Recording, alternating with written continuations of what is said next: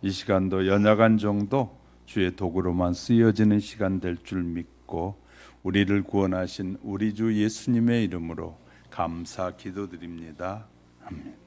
신앙의 열매는 믿음으로 주어지는 것이기에 하나님의 계명을 지키며 사는 은혜가 저와 여러분 속에 늘 함께 하시기를 주님의 이름으로 축복합니다. 황금 상자와 씨앗이라는 얘기가 있더라고요. 한 여객선이 항해를 하다가 큰 풍랑을 만나게 됩니다. 여객선은 곧 난파되고 항로를 잃고 헤매다가 어느 무인도에 도착하게 됐습니다. 승객들은 모두 목숨을 건졌으나 고칠 수 없을 정도로 이 고장난 여객선으로는 다시 운항이 불가능했습니다. 불행 중 다행인 것은 배 안에 충분한 식량과 씨앗이 좀 있었다는 것입니다. 사람들은 언제 구조될지 모르는 상황인지라 미래를 위해서 땅에 씨앗을 심기로 합의가 돼서 모여서 씨앗을 심기 시작했습니다. 사람들은 언제 구조될지 모르기에 이렇게 열심히 심는데 땅을 파기 시작했는데 땅 속에 오래된 나무 상자들이 발견됐습니다. 그 안에는 황금과 보석이 가득 담겨져 있었습니다. 아마도 해적들이 숨겨놓은 보물 같았습니다. 사람들은 황금 상자를 보자 씨앗을 심는 일을 모두 잊어버리고 상자를 찾기에 열중하기 시작했습니다. 어느덧 여객선은 황금 상자들로 가득 차게 되었지만 몇 달치의 식량은 바닥을 드러내고만 있었습니다. 선택의 갈림길에서 무엇을 선택할 것인가? 인생의 목표는 다르지만 모두가 비슷한 상황에서 시작하고 있습니다. 하지만 나중에 인생의 결과는 전혀 다른 결과를 가져오게 될 것입니다. 지금 내 모습은 수많은 선택의 순간들이 모여서 이룬 결과인 것입니다. 불행한 사람의 특징은 그것이 불행한 것인 줄 모르면서도 잘 알 줄 모르면서 그쪽으로 계속해서 간다는 것입니다. 우리 앞에는 불행과 행복이란 두 갈림길이 언제나 놓여 있습니다. 이 둘 중에서 어느 것을 선택하느냐에 따라서 자기의 인생은 다 달라지게 되어 있다라고 우리에게 분명히 말하고 있습니다. 여러분은 무엇을 선택하여 지금 달려가고 있습니까? 오늘 본문에 포도나무로 자신을 비유한 예수님은 성도들 향해서 가지다라고 말씀하고 있습니다. 그리고 가지가 나무 줄기에 온전히 붙어 있어야 풍성하고 좋은 열매를 많이 맺을 수 있다고 말씀하고 계십니다. 즉 예수님 안에 거하는 성도는 자연히 좋은 신앙의 열매와 아름다운 열매를 이 결과를 기대할 수 있다는 말입니다. 성도의 궁극적인 신앙의 목적은 늘 예수님 안에 거하는 것입니다. 저와 여러분이 늘 예수님 안에 거하며 사는 것이 매우 중요하다고 거듭거듭 말씀하고 있습니다. 많은 열매를 맺는 것도 중요합니다. 사실 가지 자체로서는 아무리 애를 써도 노력해도 열매를 맺을 수 없습니다. 가지는. 그러나 뿌리서부터 올라온 영양분이 줄기를 통해서 가지로 전달해야 잎도 피고 열매가 맺게 되는 것입니다. 또 가지란 엄격하게 얘기한다면 열매를 매달고 있는 역할만 할 뿐입니다. 이 말은 철저하게 가지 혼자서는 열매를 맺을 수 없고 나무 줄기에 붙어 있어야 생존이 가능하다라는 말이기도 합니다. 그것과 함께 이어서 사람들은 보통 계명이란 낱말을 매우 싫어한다고 해요. 왜냐하면 계명이란 엄격한 아버지가 그 자녀에게 일방적으로 요구한다든지 또는 엄격한 선생님이 이 제자들에게 말하는 명령 같은 느낌을 주기 때문에 계명을 싫어한다고 그래요. 이처럼 우리가 그리스도의 계명을 피상적으로 매우 엄격하고 지키기 힘든 것으로만 생각하다 보니 그 계명에서 벗어나고 피하고 싶은 마음이 생길 수밖에 없다라는 생각을 하게 됩니다. 그러나 그리스도의 계명은 엄격한 훈계의 말씀이 아니라는 것입니다. 그것은 이 반목과 대립 속에 있는 우리에게 부드럽게 타이르는 이 친근한 말씀이라는 사실을 우리는 잊지 말아야 할 것입니다. 계명을 지금 강력하게 지켜라, 지키지 말라 막 강력하게 하는 것 같지만 결국은 그것이 결과에 가서는 엄청난 파장을 가져온다는 사실을 말하고 있습니다. 오늘은 풍성하고 좋은 열매를 맺는 법칙, 가지가 열매를 맺는 목적에 대한 말씀과 함께 그리스도의 계명은 그의 사랑에서 나온 것이므로 우리가 엄격하게 통제하고 속박하는 것이 아니라 반대로 우리를 화합하고 자유롭게 하는 것이라는 실제적인 사실을 함께 나누는 시간에 저와 여러분이 그리스도의 계명에 대해서 더 깊이 이해가 새로워지는 복 있는 시간이 될 수 있기를 주님의 이름으로 축복합니다. 첫 번째는요, 주님의 생명에 이어져야 열매를 맺을 수 있다. 본문 7절에 보십시오. 너희가 내 안에 거하고 내 말이 너희 안에 거하면 무엇이든지 원하는 대로 구하라. 그리하면 이루리라. 예수님께서 이렇게 말씀하셨는데 여기에서 너희가 내 안에 거하고 내 말이 너희 안에 거하면 이란 말은 우리가 주님과 동행하면 이라고 쉽게 설명할 수 있습니다. 그런 뜻입니다. 우리가 주님 안에, 주님의 말씀이 우리 안에 거주하는 것이 주님에게 붙어 있는 것입니다. 주님의 말씀을 붙잡고 주님과 같이 사는 것이 주님과 동행하는 것입니다. 아무리 사랑스러운 사람이라도 저녁이 돼 헤어지면 동행하는 것이 아닙니다. 이 저녁이 돼도 함께하는 것, 그냥 모든 낮과 밤이 함께하는 삶을 동행이라고 말합니다. 우리가 주님의 말씀을 붙잡고 주님과 동행하며 살고 있습니까? 오늘 질문을 좀 많이 해보려고 합니다. 주님의 생명을 살리는 사역의 원천이자 예수님은 핵심이기도 합니다. 주님은 주님의 생명을 받아 흘러보내는 것이 생명 사역입니다. 포도나무에 붙어 있지 않는 가지는 생명이 없는 것은 당연합니다. 우리가 예수 그리스도에게 붙어 있지 아니하면 살아있는 생명을 체험하지 못하는 것은 결코 이 부당한 일이 아닙니다. 주님에게 이렇게 당연한 일을 4절을 보고 6절에서도 반복해서 강조해서 설명합니다. 우리 4절에서 6절까지 한번 읽어보겠습니다. 시작. 내 안에 거하라 나도 너희 안에 거하리라. 가지가 포도나무에 붙어 있지 아니하면 스스로 열매를 맺을 수 없음같이 너희도 내 안에 있지 아니하면 그러하리라. 나는 포도나무요 너희는 가지라. 그가 내 안에 내가 그 안에 거하면 사람이 열매를 많이 맺나니 나를 떠나서는 너희가 아무것도 할 수 없음이라. 사람이 내 안에 거하지 아니하면 가지처럼 밖에 버려져 마르나니 사람들이 그것을 모아다가 불에 던져 사르느니라. 이렇게 말씀하고 있습니다.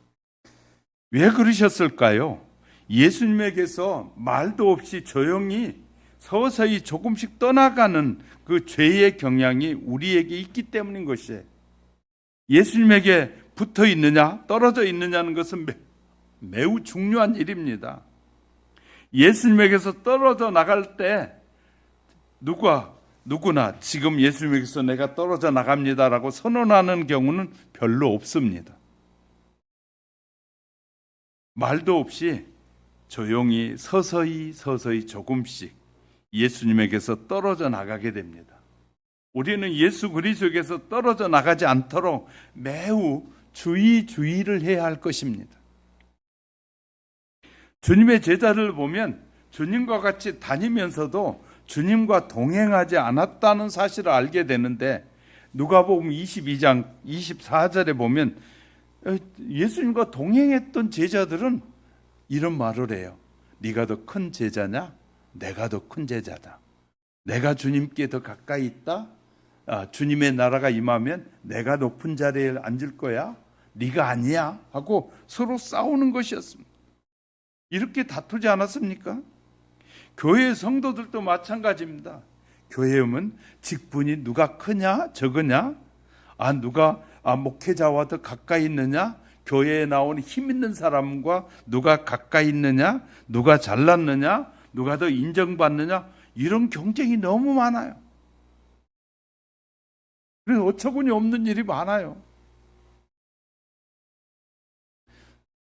일반 성도들 만나보면 어떤 교회 나가느냐에 관심이 많아요. 그러면서 큰 교회 나간 사람들은 내가 큰 교회 나가니까 나는 큰 성도라고 착각하는 사람들이 많아요.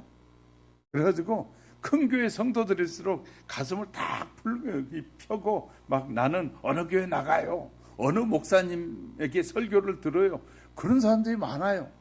근데 개척교회, 우리같이 적은 교회 성도들은 허리를 못 펴요. 어느 교회 나가냐 그러면 그냥 조그만 교회 가요, 그러고 그냥 말 정도예요. 그건 예수를 믿는 거에 대한 자부심이 없을 때 나타난 표현이거든요. 주님이 나와 함께하는 것은요, 온 천하에 가장 세상에서 강력하신 분이 나와 함께 하시는데, 여러분 자신감이 있어야 돼요. 예수님이 나와 함께 한다는 것은 그 누구보다도 더 강력하신 분이 나와 함께 한다는 사실을 믿으셔야 돼요. 우리 교인 적지만 막 수십만 명 이 목사들 앞에 가서 저는 절대 기죽는 일이 없습니다. 왜냐하면 나와 함께 하신 주님이 계시기 때문에. 우리는요, 예수 믿는 것이 대단한 자랑거리가 돼야 되는데, 그냥 곧 무너질, 우리가 잘 아는 현 대통령과 가까이 전화를 많이 했다고 한 사람이 이번에 경찰에 구속됐잖아요. 검찰에. 잘 아는 사람이 구속돼요. 왜? 너무 자랑을 많이 하고 자기가 모든 걸 다 아는 것처럼 그러다가 결국 구속돼요. 세상에 권력자들 가까이 해봐야 잘해야 구속 안 당하는 일입니다. 세상의 권력자는 가까이 하면 할수록 구속될 확률이 훨씬 높아져 가요. 그리고 그를 잘한다고 자랑하면 할수록 감옥에 갈 일이 많아져요. 그러나 주님을 잘 알고 하나님을 잘 안다고 하면 여러분이 좋은 일은 많은데 구속될 일은 전혀 없어요. 하나님을 높이면요, 하나님이 우리를 책임지시기 때문에. 세상의 지도자는 아무리 잘 알아도 책임을 못 져줘요. 법에서 어긋나 버립니다. 하나님은 내가 하나님을 높이고 찬송하고 마음껏 하나님께 영광을 돌면 돌릴수록 하나님이 우리를 완전하게 지켜주시고 보호해 주세요. 다른 것입니다. 이런 순간에 우리에게 여러 가지 순간에 유혹들이 밀려와요. 그래서 자꾸 사람들은 이 큰 교회네 적은 교회니 그런 걸 따지기를 좋아해요. 그래서 제가 나가면요, 목사님 교회가 몇 명이나 되십니까? 이렇게 묻는 사람은 사이즈를 말하고 싶은 거예요. 예수를 잘 믿느냐 믿지 않느냐가 더 중요한데 사이즈에 관심이 많아. 그 말은요, 예수님께는 관심이 없다는 거예요. 지금 우리는 저 사람이 정말 좋은 믿음을 가졌느냐, 좋은 신앙의 사람은 그 사람이 큰 자나 작은 자냐가 아니라 좋은 신앙의 사람이냐가 더 중요한 거예요. 예수 그리스도를 나의 구주로 고백한 사람들 중에 진짜 중요한 것은 예수님을 제대로 믿고 예수님과 동행하는 올바른 삶을 사느냐가 더 중요하단 말이에요. 근데 우리는 사이즈에 자꾸 명예에 자꾸 이 유혹이 너무 많아지거든요. 이런 순간 이 순수한 정의는 사라지고 이제 물욕과 탐욕에 빠져들게 됩니다. 베드로를 볼까요? 예수님의 제자였던 베드로가 주님의 말씀을 붙잡고 주님과 동행하는 동안에는 이 물 위를 힘차게 걸어갈 수 있었어요.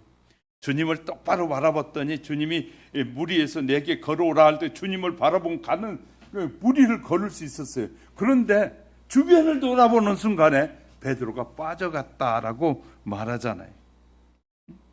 마태복음 14장 30절에.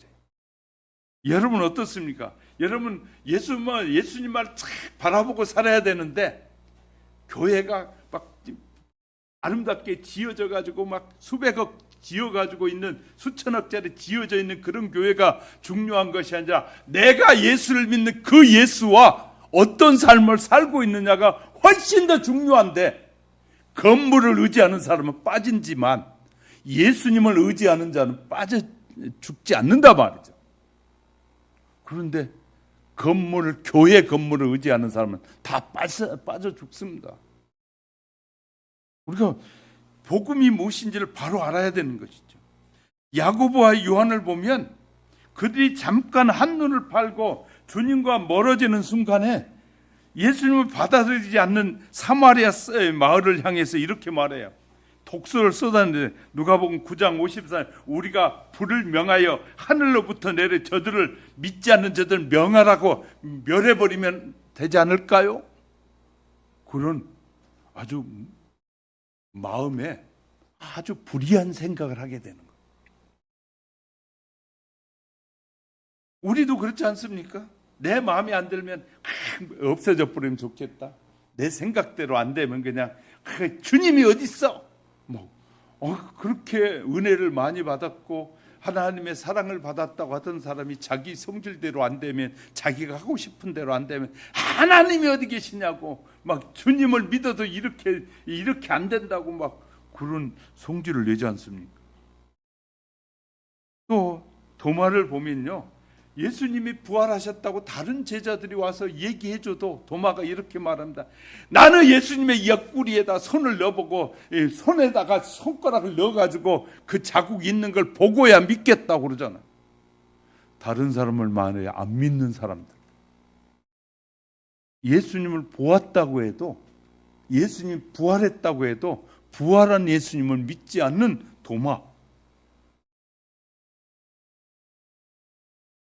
주님이 분명히 수도 없이 말씀하셨거든요. 내가 죽은 자 가운데 부활하리라. 부활하리라. 사랑하는 성도 여러분, 여러분은 일주일이 168시간인데 168시간 중에 주님과 얼마나 동행하며 살고 있습니까?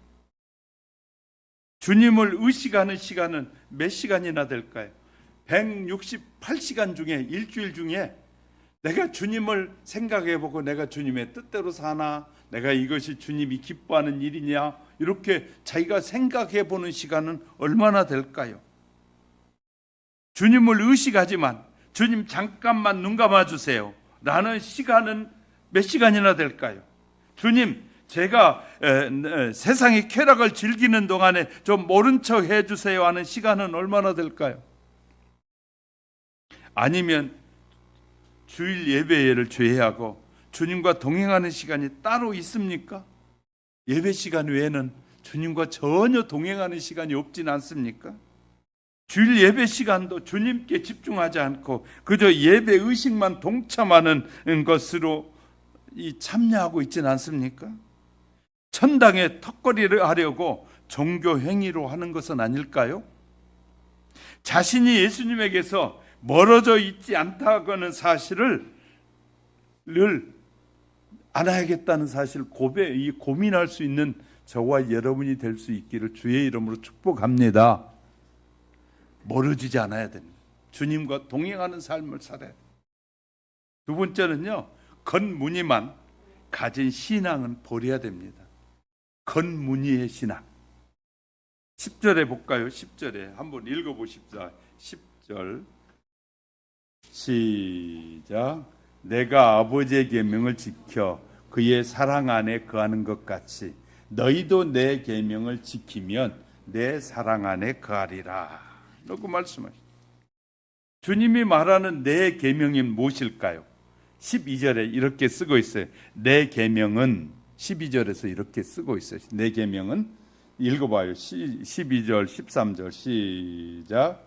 내 계명은 곧 내가 너희를 사랑한 것 같이 너희도 서로 사랑하라 하는 이것이니라. 13절 시작. 사람이 친구를 위하여 자기의 목숨을 버리면 이보다 더 큰 사랑이 없나니.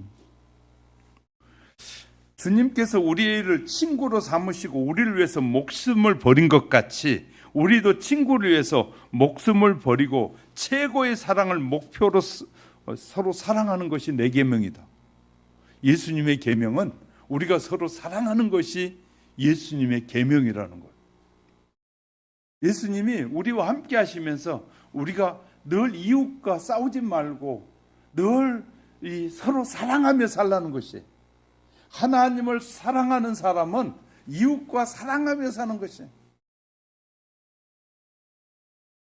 형제와 싸우는 사람도 많고 오늘날 부자지간에 싸우는 사람들 많고 이웃과의 싸우는 사람들이 얼마나 많이 있는지 몰라요. 한 아파트에 살면서 아파트의 이 주차 공간 때문에 싸우는 사람들 얼마나 많아요. 층간 이 싸움을 해가지고 죽이기도 하고 살인을 하기도 하잖아요. 층간 소음 때문에. 근데 예수님은 그런 사람들을 다 사랑하라는 것이에요. 저녁에도 우리 하은이가 그냥 11시에 뭐 쿵쿵 뛰었더니 막 할머니가 아이고 안 된다 아랫집에서 뭐라 그럴 거야 막 이제 그래. 왜냐하면 층간 소음 때문에 얼마나 많은 사람들이 스트레스를 받고 싸우는지 몰라요. 근데 주님은 이렇게 말씀, 내 계명은 서로 사랑하는 것이라는 거예요. 친구를 위하여 내 목숨을 내준 것 같이 너희가 내 친구가 되라. 내가 너희를 위해서 목숨을 내준 것처럼 너희도 친구를 위하여 너의 목숨을 내주는 것이 내 계명이다 그 말이에요. 근데 오늘날 우리는 개인주의가 발전해 가지고요. 이웃은 우습게 여기고 나밖에 모르는 시대에 살고 있잖아요. 그러니까 이 세상은 하나님의 말씀과 반대의 세상을 사는 거예요. 세상은 자꾸 이기주의와 개인주의가 얼마나 평만해져 있는지 몰라요. 그래도 옛날에는 우리나라가 30년 전에만 해도요. 30년이면 얼마 안 됐잖아요. 어른들이 길거리에서 야 이놈아 담배 피우냐? 그러면 애들이 조심했어요. 근데 요새는 야 이놈아 그러면 뭐해? 하고 이제 그때부터 덤비는 거예요. 어른한테도. 이제 위아래도 없어져 버린 거예요. 그래서 요새 어른들은 애들이 그냥 담배 피우든 말든 이 코카인을 먹든 말든 간섭도 안 해. 왜? 간섭하면 내가 터질 것 같으니까. 이런 시대가 돼버린 거예요. 왜? 위아래가 없는 시대. 가장 무서운 건요. 힘이 모든 것을 권력을 가지고 움직이는 세계는 무서운 세계예요. 사랑하는 세계는요. 얼마나 좋은 세상인지 몰라요. 힘이 있든 힘이 없는 사람이든 누구든지 살기가 편한 세상이 바로 사랑하는 세상이에요. 힘으로 권력을 가지고 움직이는 세상. 북한의 김정은은 러시아에다가 파송할 때 국민들에게 아무도 묻지 않았어요. 자기 마음대로 파송했어요. 국민들에게 러시아가 전쟁을 하니까 거기에 우리 자녀들을 보냅시다. 한마디도 묻지 않고 야 가! 자기 멋대로요. 그래서 지금 북한이 난리예요 지금. 왜?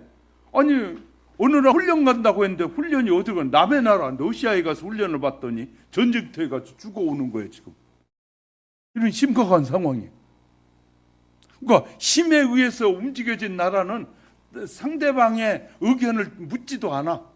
자기 힘 있는 자가 왕이야. 그러니까 힘 있는 자가 가 그럼 가는 거예요. 죽으라고 하면 죽으러 가는 거예요. 자유민주주의에서는 우리나라에서 월남 전쟁 때 사람 군인을 파송할 때 모집을 했어요. 이 월남 전쟁에 갈 사람들은 신청을 해라. 우리는 자유가 있기 때문에 그렇게 한 거예요. 그래서 월남 전쟁 보낼 때 다 자원에서 갔어요. 그리고 그 전쟁에 가면 얼마 돈을 주겠다라고 군인임에도 불구하고 약속을 했어요. 그렇기 때문에 그러고 난 다음에도 돌아온 사람들이 지금 여러 가지 병으로 시달리는 자들을 국가에서 다 치료해주고 있잖아요. 이거 자유민주주의가 하는 일이에요. 공산주의는 아니요, 그런 거 없어요. 그럼 가. 죽으면 죽든지 말든지 따지지도 않아. 권력의 힘이 그런 거예요. 우리가 잘 알아야 되는 것이 중요합니다. 그러니까 성경이 말하는 그리스도인들에게 말하는 그 세상은 아무에게나 차별이 없는 세상, 차별이 없는 세상. 병든 자든 병이 안 들듯이 태어날 때 장애를 가지고 태어나든 아니든 모두에게 다 유익된 삶을 사는 세상이 바로 자유민주주의예요. 민주주의 세계 속에서 이루어지는 일이란 말이에요. 성경적인 세상은 아니지만, 성경이 말하는 세상은 아니지만, 이 자유민주주의는 성경이 말하는 세상을 그래도 조금이라도 닮아가려고 하는 것이에요. 근데 주님의 계명, 내 계명, 내 계명을 지키면, 내 사랑 안에 머물러 있으면 내 제자들이 될 것이다. 주님의 열매를 맺게 될 것이다. 주님의 생명이 우리의 마음속에 약동하고 흐르고 있습니까? 주님의 생명을 여러분이 체험하고 있습니까? 생명을 체험한다는 것은 내가 주님께서 적은 소리든지 큰 소리든지 내게 말씀하시면 내가 그 말씀에 순종하는 삶을 사는 것이 바로 주님이 생명이 내게 흘러내리는 삶이에요. 할렐루야. 내 마음에 안 들어. 그런데도 주님이 그것을 원하시는 것 같아. 그러니까 내가 스스로 자원해서 헌신하고 수고하는 거예요. 나를 사랑하신 그분이 원하시기 때문에 내가 자원해서. 우리가 세상에서도 사랑하는 사람을 위해서는 다 헌신하고 살잖아요. 그죠? 그러니까 우리가 하나님을 사랑하고 이웃을 사랑하게 되면 이웃과 이런 관계가, 아름다운 관계가 이루어지는 천국이 되는 것이죠. 바울은 디모데후서 3장 5절에 경건의 모양은 있으나 경건의 능력을 부인하는 말세 교인들이다. 오늘날 우리 시대에 말세를 살고 있는 사람들. 그래서 그냥 모양은 예수 믿는 사람 같은데 성질 나면 예수 믿는 놈인지 안 믿는 놈인지 똑같아. 저거 그렇게 살면 안 돼요. 그러니까 예수 믿는 사람 포기도 해야 돼요. 미안합니다도 잘해야 되고, 포기도 고집을 부리면 그래 알아서 해 하고 그냥 딱 줄 줄 알아야 되는데, 이제 그래 자존심 내세우면서 싸우기 시작하면 심각해지는 거예요. 그러니까 경건의 모양은 있는데 경건의 능력이 없는 것은, 능력이라는 것은 여기요, 자기가 상대방과 싸움이 일어나고 할 때 내가 포기하는 것이요, 능력, 주먹으로 이길 수 있음에도 불구하고 져주는 거예요. 이것이 능력이에요. 근데 우리는 능력을 쓸 때 능력이라고 해요. 나를 방어하고 내 스스로가 지키는 것이 능력인데, 우리는 그 능력은 다른 사람을 향하여 행사하는 것을 능력이라고 그래요. 근데 성경의 능력은 너 스스로가 그것을 방어하고 스스로가 너를 다스릴 수 있는 것이 능력이에요. 성경적 능력. 할렐루야. 하나님의 능력과 세상이 말하는 능력이 달라요. 근데 자꾸 이거 우리가 오해하면 안 돼. 예수님께서 사대교회를 향해서 이 계시록 3장 1절에 내가 살았다는 이름은 가졌으나 죽은 자다. 우리는 이렇게 제가 이렇게 살아있으면 살았다고 말해요. 그런데 예수 교회 안에서는 성경은 이렇게 말해요. 예수를 믿지 않는 것은 살아있으나 죽은 것과 똑같다. 죽은 것이다. 왜? 조금 있다 죽으면 심판에 이르게 되기 때문에 죽은 것이다 라고 말하는 거예요. 혹시 살아있다는 이름만 가진 교인은 아니에요. 교회는 오는데 교인답게 살지 못해. 교회는 다니는데 교인답게 말을 못해. 교회는 오는데 남과의 대화에서 성질나면 성질대로 살아버려요. 이건 교인이 아니에요. 무늬만 교인인 것이지 진짜 교회는 그렇게 사는 거 아니에요. 성경이 그렇게 말해요. 이 돈이 많다고 하는 라오디게아 교인들에게 17절에 내 공고한 것과 가난한 것과 벌거벗은 것을 알지 못하느냐. 저희 라오디게아 교회 성도들은 그 당시에 굉장히 부자들이었어요. 근데 예수님이 이렇게 말씀해. 그들이 세상으로는 부자인데 그들은 가난하다는 거예요. 왜? 예수에 대해서 가난하다는 거예요. 하나님의 나라에 대해서는 가난한 사람들이다.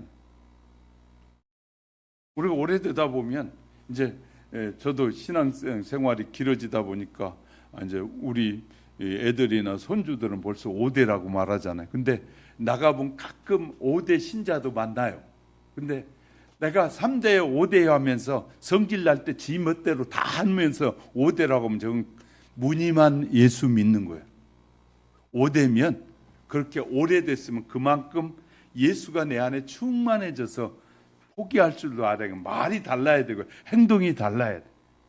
예수 믿은 지 1년 된 사람과 10년 된 사람이 똑같으면 그건 무늬만 예수 믿는 것이에요. 예수 믿는 지 50년이 됐는데 1년 믿는 자가 같이 지나가면서 하는 거, 행동하는 것과 말하는 거 보니까 똑같으면 무늬만 예수 믿는 것이지 50년은 헛된 교회 다닌 거예요. 사도 바울과 사도 요한이 사역하던 때가 예수님 그리스도께서 승천하시고 난 다음에 얼마나 지났을 것 같습니까? 사도 바울이 사역할 때가 예수님이 승천하시고 난 30년 후쯤에 사도 바울이 사역을 대부분이 많이 하고 있어요. 그리고 뿐만 아니라 이 요한이 계시록에 나오는 요한이 계시록을 쓸 때가 AD 95년쯤 돼요. AD 95년. 그러니까 예수님이 십자가에 죽으시고 승천하신 후에 60년 정도 지난 후에, 그런데 그 당시에 모든 교인들이 어땠는지 아냐? 무늬만 교인들이 많았단 말이에요. 교회 오래 다니고 나서 50년 다니고 나신 권사님이나 안수 집사님이나 장로님들이 죽음이 다가오니까 무서워요 목사님, 이런 사람들 보면 그동안 무늬만 있었구나. 정말 예수 그리스도를 나의 구주를, 예수를 제대로 믿는 사람은요 죽음이 하나도 안 두려워. 왜냐하면 어디로 가는 거니까요? 더 좋은 천국으로 가잖아요.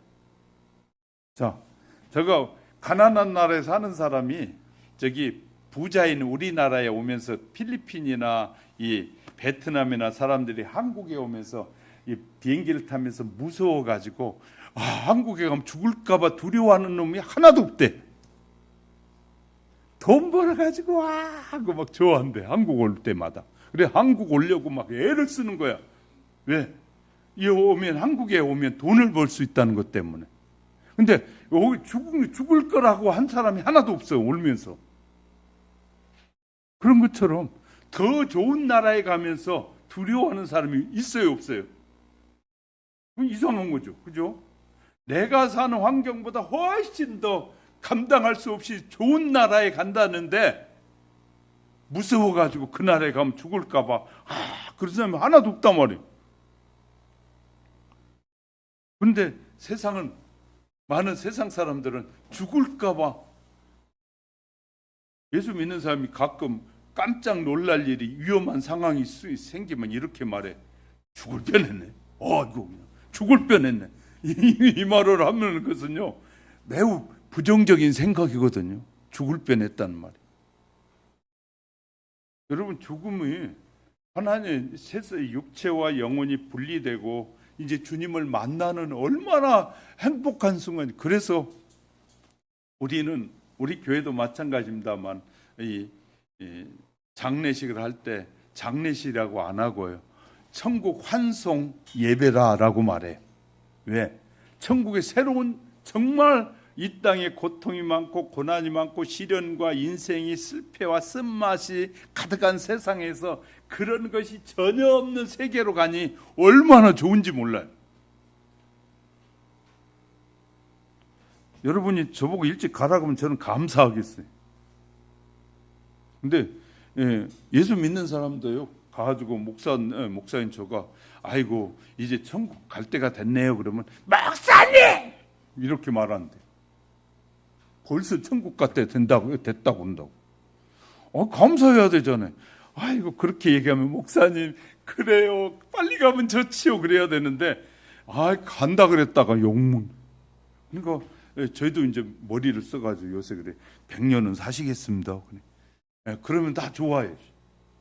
아니, 1년 후에 가실 것 같은데요. 그랬다가는 욕을 실컷 먹을 것 같으니까 한 100년 사실 것 같습니다. 그래야 좋아해. 이 땅이 좋다는 거예요. 천국에 대한 이 희망이 없으니까 이 땅이 좋은 거예요. 천국에 대한 비전이 확실한 사람은 어떻게 할까요? 이 땅이 그렇게 좋은 세상이 아니잖아요. 왜? 이 세상은 수고해야 얻고 내가 애써야 사는 세상이니까 다르단 말이에요. 변질된 세상에. 그러니까 하나님이 우리 원래 만든 이 하나님의 나라는 이런 나라가 아니잖아요. 타락을 해서 인간이 타락함으로 죽음이 찾아온 세상이잖아요. 원래 하나님이 우리를 만드실 때는 죽지 않고 영원히 살도록 만드셨어요. 근데 타락의 죄로 인하여 우리가 죽게 되는 거예요. 죄가 우리에게 들어오므로 우리가 여기 죽음이 찾아온 것이죠. 죽음을 없애는 길을 하나님이 여셨어요. 그러니까 우리는 세상에 사는 것이 대단한 희망처럼 여기는 곳 사람들이 많은데, 그래도 아무리 그렇게 오래 살고 싶어도 못 살아요. 타락의 길을 가고 있어요, 세상은. 그러니까 세상이 지금은요, 미국이든 세계 모든 나라가 타락을 향해서 얼마나 깊이 들어갔는지 몰라요.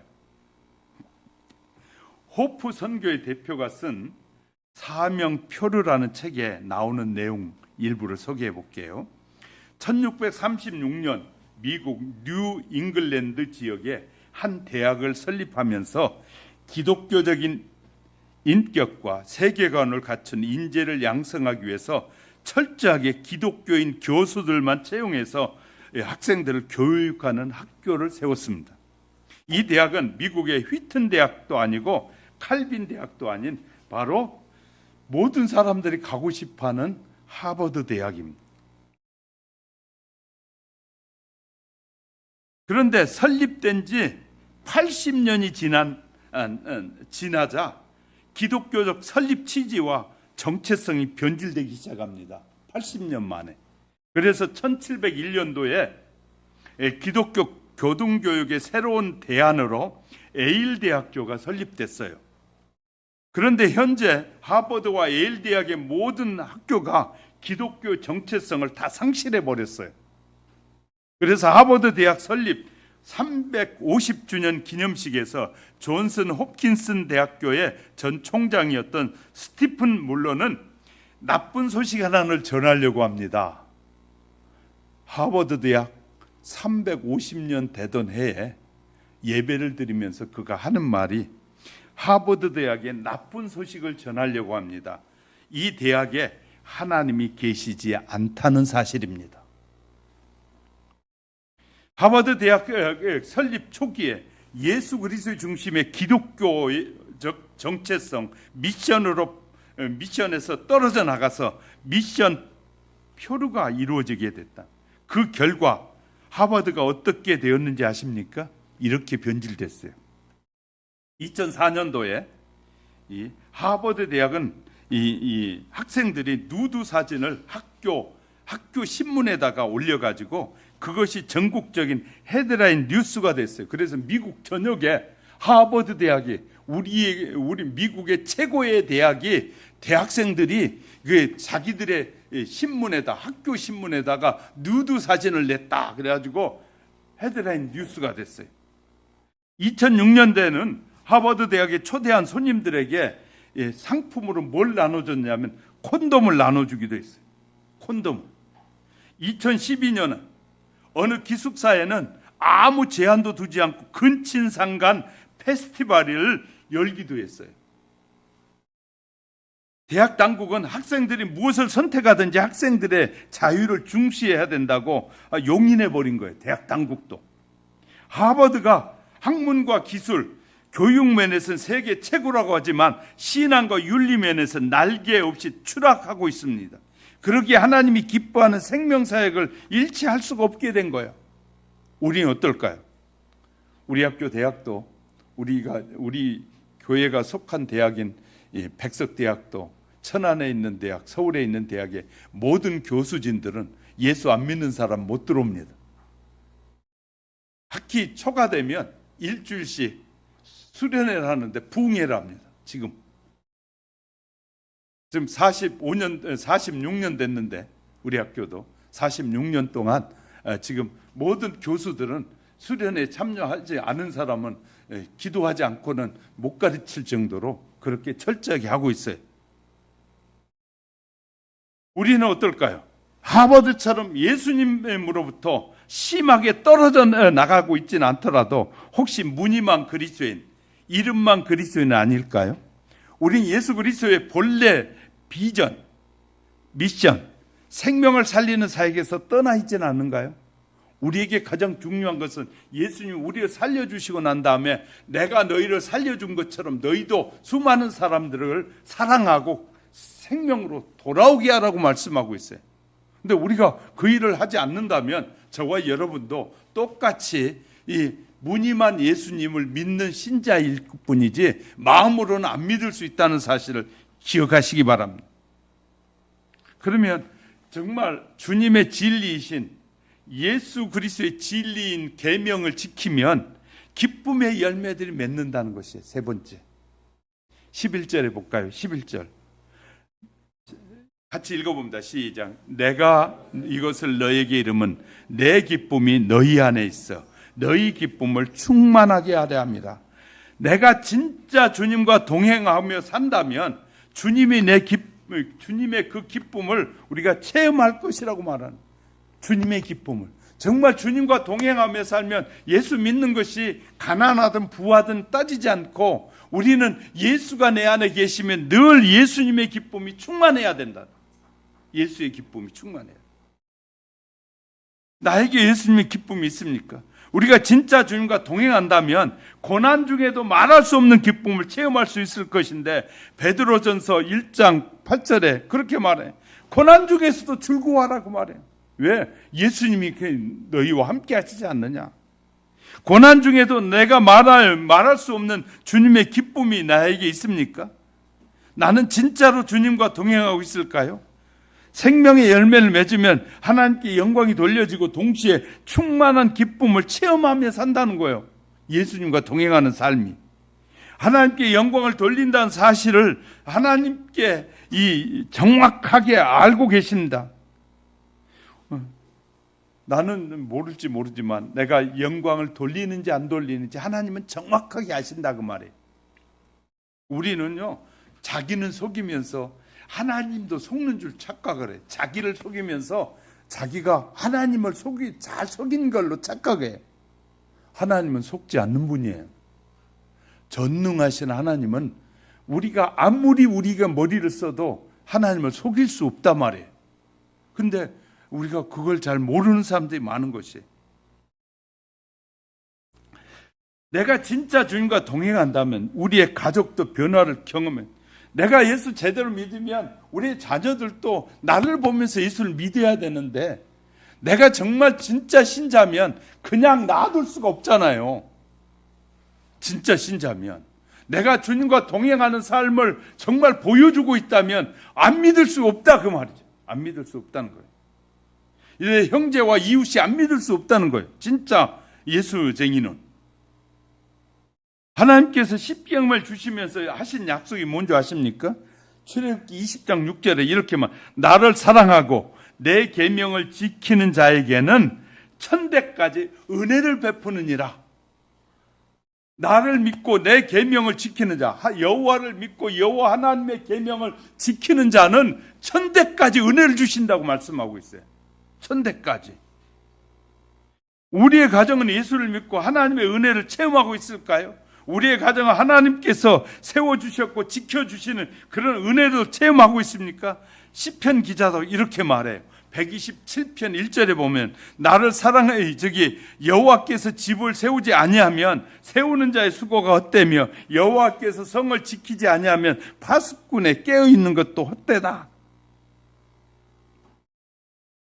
다윗이 이렇게 말해요. 다윗이 이제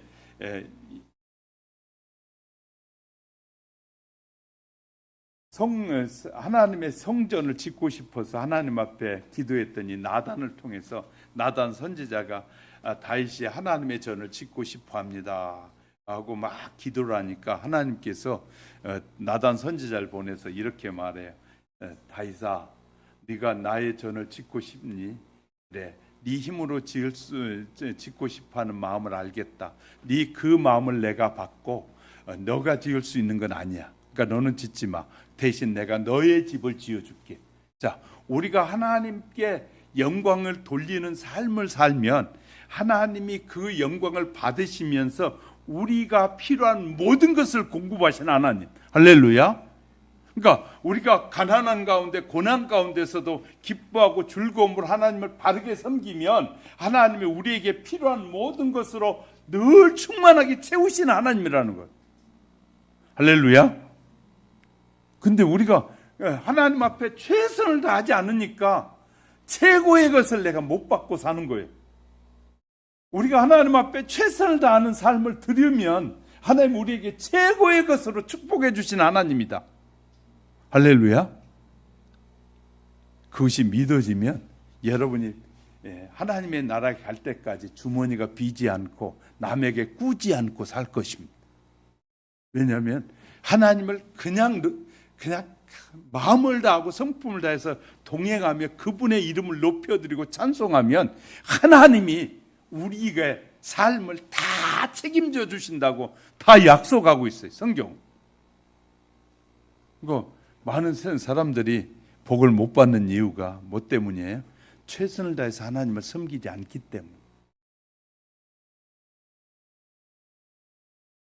그래서 이제 제가 좀 더 설명해 볼게요.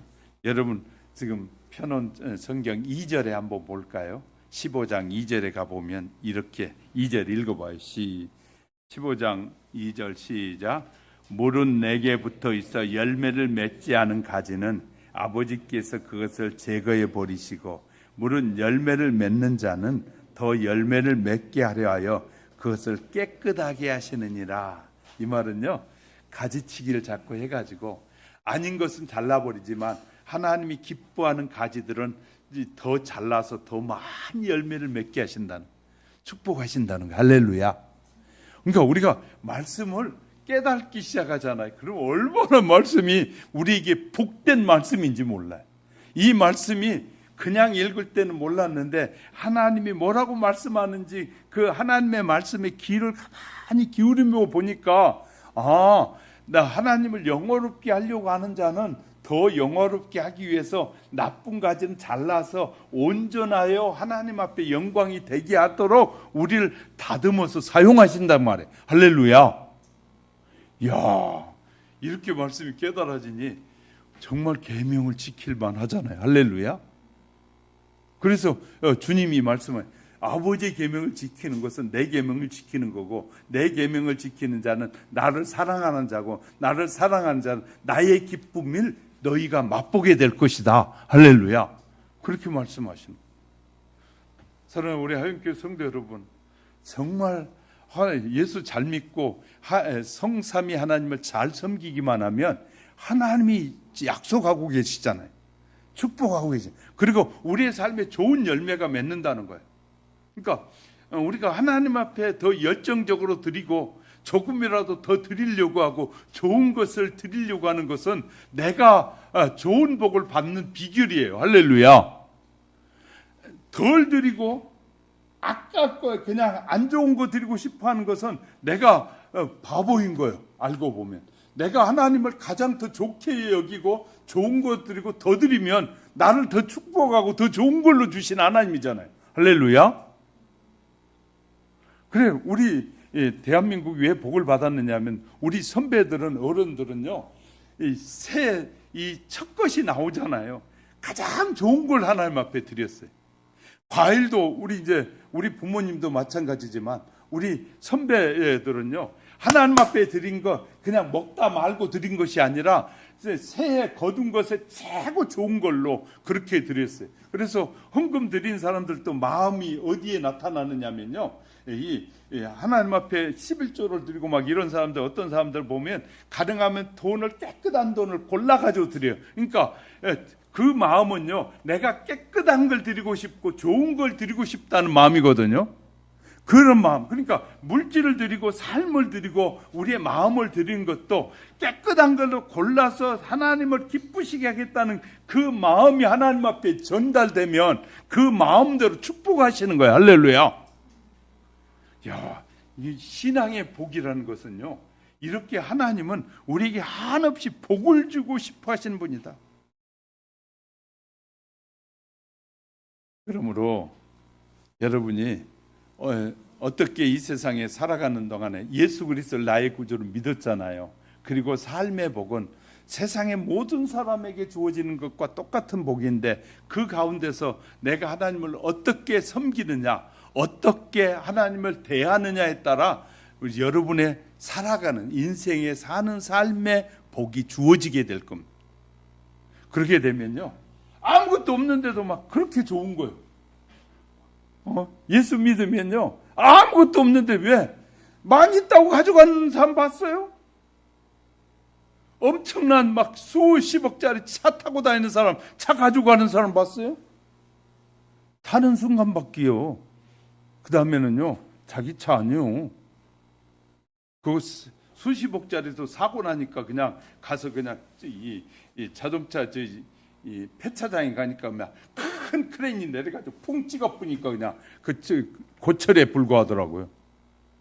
자, 수백억짜리 건물도요, 가지고 있다 큰 소리 치는 사람들 많잖아요. 막 그 건물 하나에서 막 100억씩 나온다고 하는 사람들 있잖아요. 그런데 놀라운 것은요, 어느 날 지진이 나서 한번 흔들어 보니까 수십억짜리 이 빌딩도 그냥 넘어져 버리더라고요. 그러니까 그거 철거하는 데만 또 수십억 들어. 아무것도 아니에요.